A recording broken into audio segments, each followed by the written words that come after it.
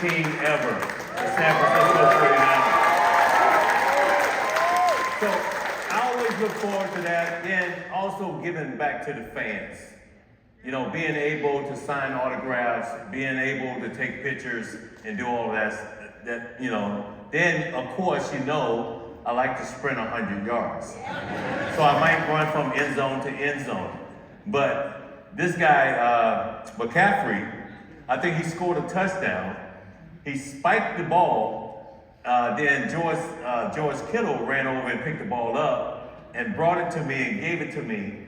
And it's like my entire career just flashed right in front of me. You know I still have that touchdown ball, right? We actually, so one thing, Kyle always shows the celebration. So normally they cut the tape off, but we win, everyone has a good game, he keeps the celebration. So we watched that one on film. And you'd have thought, I mean, we didn't know it was Jerry at first, and everyone was like, who'd you get the ball to? And he's like, just look. And Jerry's you give the ball to Jerry Rice? I was like the biggest fan. I'm serious. It was such a weird thing. I was like, wow, I can't believe this is happening right now.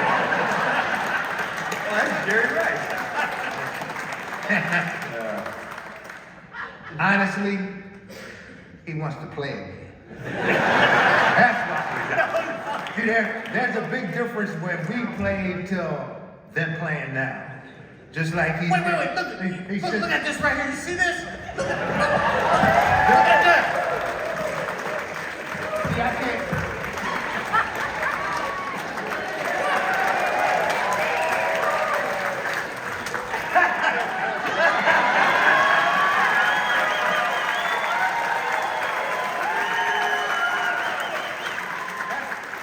That's the difference now.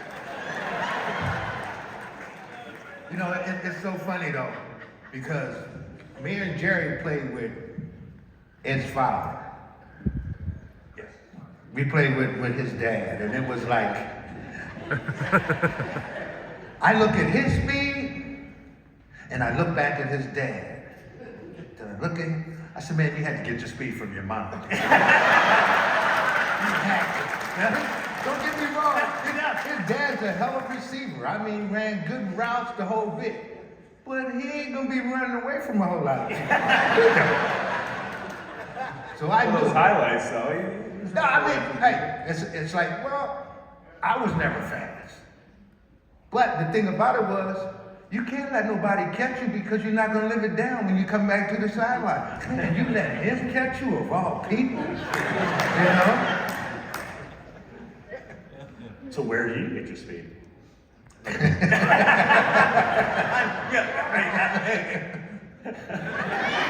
like to think it's a combo. Call it mom.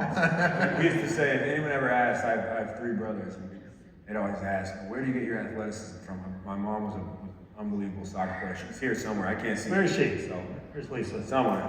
But I don't know where she is. I literally can't see past the fourth row. But no, we used to always say mom because we wanted a good dinner, a good breakfast. Yes, it was always mom. So do you know much about your dad's career? Did you were young, obviously, you weren't even born yet when he won his first Super Bowl with the 49ers. No, so I was born in '96. The Broncos won. Yes. Yeah. I'm about ready I'm retiring and he's just being born. Yeah. So it was '94 we won, and then I was there for, he won 2 Super Bowls in Denver that I was there for. I was 2 and 3, obviously. Yeah, no, but I was about 6 or 7 when he retired, but man, I've seen about every play he's ever had. It's actually cool too. Kyle showed me a bunch of clips of my dad that I'd never seen before, like practice tape and different things like that, just from the archives, black and white, pixelated film. That was cool to watch, though. I mean, it was special being able to, at least have little memories of my pops. Yeah, we really One of our favorite things to do, me and my brother watch highlights. That just goes to show you Yeah, how old we are. We old, yeah, we really. We were talking about this earlier. Yeah. When we would come to the sideline and we would look at plays, we were looking at a Polaroid picture. They looking at Pixel. A big difference. A big difference. They have those pads and all of that, man. The new generation now, but I remember your dad really well, and I was like, man, your dad is swollen, man. God, he got muscles everywhere. I couldn't believe that because I don't care how many weights I would lift and stuff like that. I couldn't look like, Ed, or I couldn't look like Terrell Owens or something like that. Because you notice he didn't say me, right?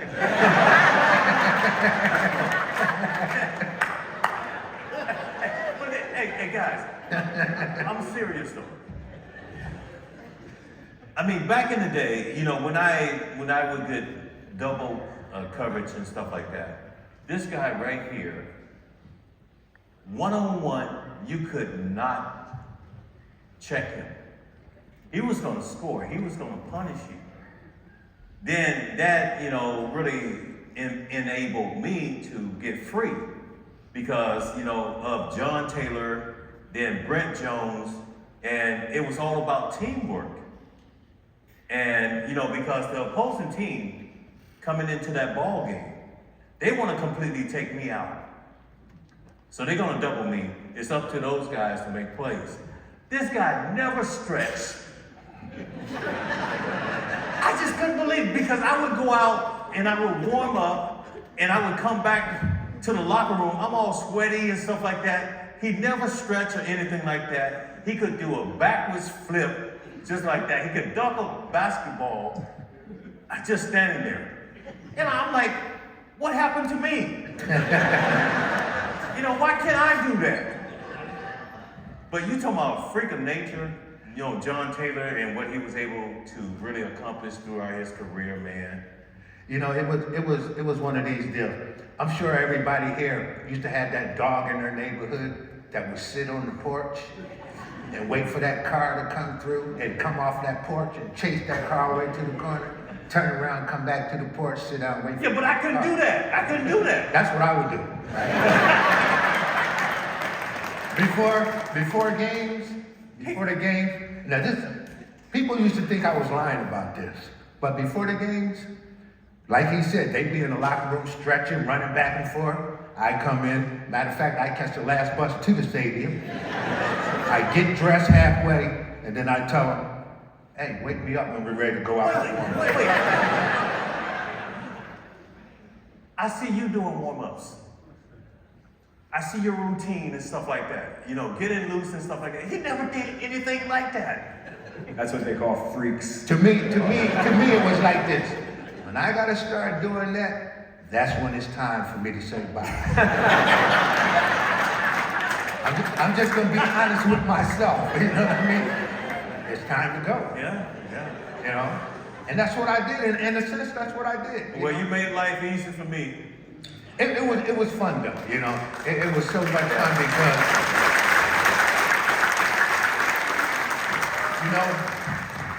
I lived that dream that a lot of us kids want to live when we're playing football as a youngster in the street. If I can make this catch, if I can make this throw, we win the Super Bowl.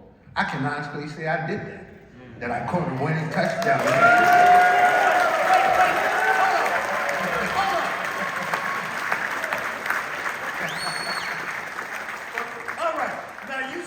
Something up. I know I did it.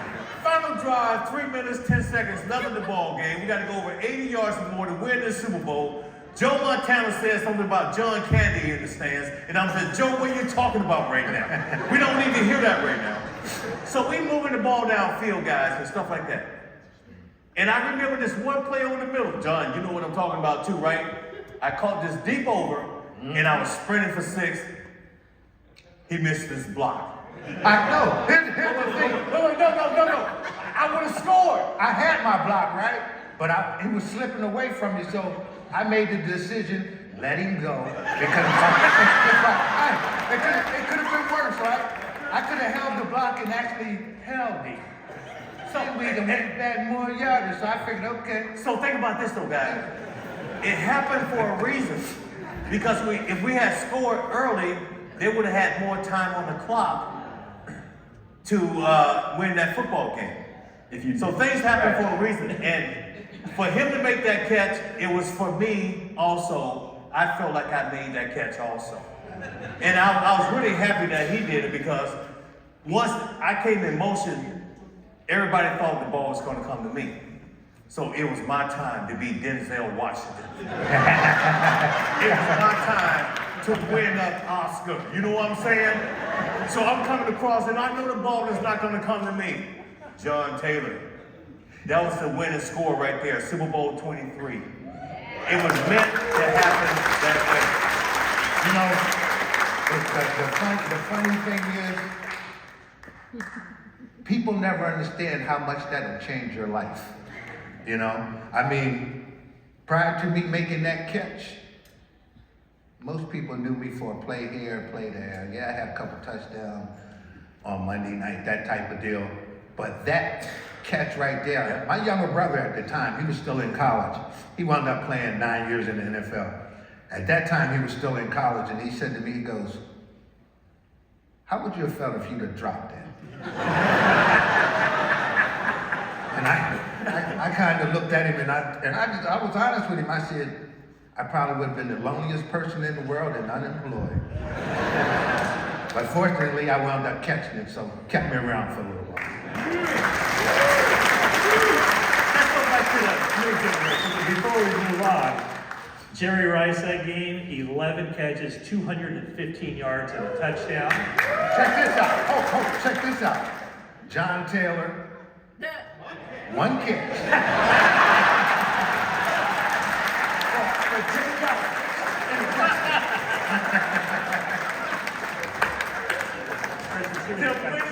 See, I always told people, I was never big on stats.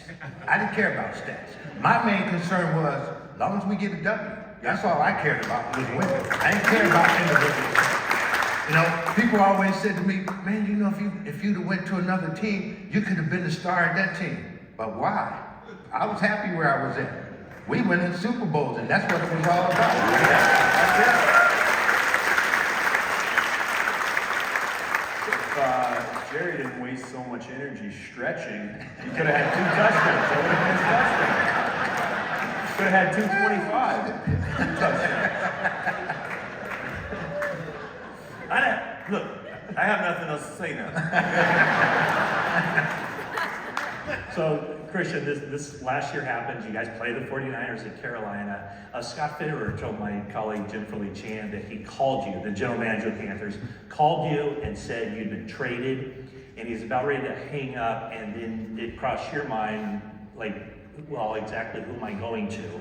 I don't know if that story is true, but when he did tell you that you were going to the San Francisco 49ers, what crossed your mind? Yeah, I mean, there was, I was obviously fired up. But I mean, there's a lot of emotions that comes with that. To be honest, I was a captain on that team. I'd been there 5 years, played some good football there. Was on a couple of good teams, was on some bad teams. But when you commit to a team and you're a part of something that's bigger than yourself, it's, a lot of people are, in hindsight, I firmly believe is the best thing that ever happened to me. But at the time, it was bittersweet, right? I mean, you're leaving. In my head, I was pissed off, to be frank. I felt like you guys don't want me anymore. And that's what it is. And it is what it is. And so I was hungry. I think that was the first emotion. I was hungry to kind of get back to the football that I knew I could play. And then I stepped in the huddle, and you got, Deebo Samuel, George Kittle, Trent Williams, Brandon Ayuk. You got guys all over the place who can play. I felt like I was on a Pro Bowl roster, and I thought, man, this team can really be something. Not to mention they kicked our ass 2 weeks ago, so I didn't have to play against them anymore, which was great. But No, I mean, there was a lot of emotions that came at once, but I didn't have any time to really settle in because I got traded at 11:30 p.m. on a Thursday night, and I'd gone to practice, meetings, treatment. I'm ready to play the Tampa Bay Buccaneers. Get traded Thursday night, Friday morning, 6 a.m. I'm on a flight, fly into the Bay, do my physical, put my helmet on, new number, go out to practice for the 49ers, playing the Chiefs in 2 days. So that was my intro.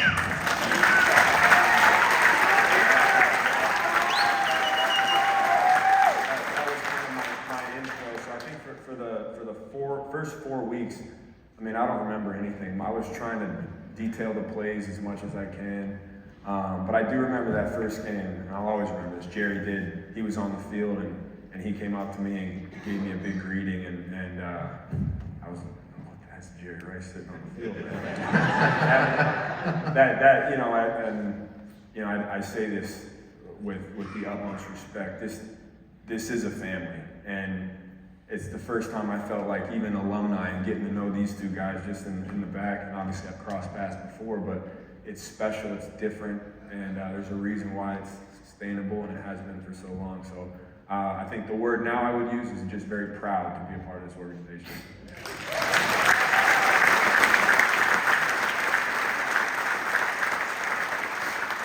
JT, when you see these 49ers and you see all the versatile weapons, Christian and Debo, Brandon Ayuk, George Kittle, all these guys, do you ever think, like, what could I do in a Kyle Shanahan offense running jet sweeps and doing all kinds of crazy things? I really wouldn't get the ball in. With all them guys. Now imagine this. And you know, the funny thing about it was, I was okay with it. You know, there would be some players could get upset, you know what I mean? I was just the opposite. My feeling was like this. If I gotta throw that block for Jerry to score, that's part of my job. He's gonna score, right? Hey, but you remember, hey, wait, let's rewind. Let's rewind here. I think we were in Los Angeles. You had two 80-yarders. Those night games. And he was my blocker. Who was blocking for you? He was my blocker all the way down the field. That's right, I was blocking for you. All the way.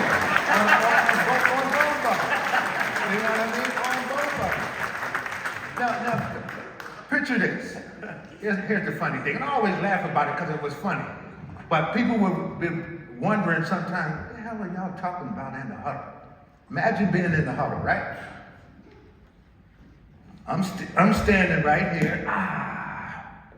I'm standing here. Ricky Waters, Jerry, William Floyd, and Brent Jones. And everybody's open. Everybody's open, right? So you sit there and you think to yourself, damn, I must be a Swiss piece of cheese. Nobody thinks I'm open. Everybody else is open. And it's like, hey, as long as we win, I don't care who gets the ball. That was my feeling. I just wanted to win. Didn't matter to me. I remember some games, prime example, that Super Bowl. 18 yards, 15 yards? I don't remember that. 10 yards in one kick. That's all I needed, right? They asked me the rest, how many catches you had that day? I had the main catch. All you need to know, I had the main catch. You know? Hey, Jerry, I think this is serious. Do you have your car keys on you? I think they're getting ready to tow your car. So Oh, are you serious? I'm being So I serious. have So to you might leave want now? to give some. Hey guys, I have to go. I'm so sorry. Are you serious? Well, look back there. I think someone. Are they? Somebody called. Really? Okay, all right. Let's see. You know when. Well, it was really, I thank everybody for coming and stuff like that. And I want to say to you guys, and I always say this, you guys are all goats. You guys are the greatest of all time. We have the best fans. Thank you. You guys.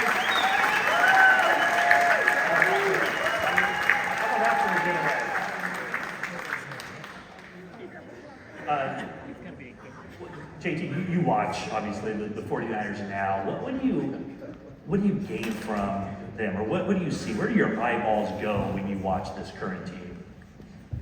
This current team has unbelievable amount of potential. You know, they just, as players, they just got to tap into themselves. And what I mean by that is, here's an example. You've been there twice now. You've been to the NFC Championship game back-to-back years. So you have to say to yourself as a player, or feel, I'm getting back there next year, but I'm crossing over that hump next year. Whatever it takes for me to do, whatever sacrifices I have to do, then that's what's gonna be. You know I grew up back east, right? So I have a lot of Philadelphia Eagle fans, friends, family. I was in Pasadena when they were back in Philly playing last year. And after they lost the game, I called everybody back home, congratulated them all, and I told them just like this. I said, you know, it's one thing to lose a game to a team, but it's another thing when you beat yourself, because y'all didn't beat us. They did not beat the Niners last year. You had 11 penalties, uncharacteristic. Missing assignments, uncharacteristic. So when I looked at that game, you didn't beat us. We beat ourselves. Yeah, did our quarterbacks get hurt? Yes, our quarterbacks got hurt. But once again, where we missed assignments, that's why they beat us. I'm looking forward to this year to go back to Philly when they play us. I'm looking forward to it. And the crazy thing is, I'm not even playing, but I'm still looking forward to going back. These guys right here have so much more potential than we did. And like I said, the game has changed so much since we played. You know, before, they can ride us all the way down the field. Now they can't touch them past 5 yards. You can't hit a defensive receiver. They have so many different rules now than back when we played. But in the same token, use those rules to your advantage. And like I said, I'm quite sure Christian, in his mind, last year. Nice catch, by the way. One catch. I'm quite sure last year Christian in his mind was that close.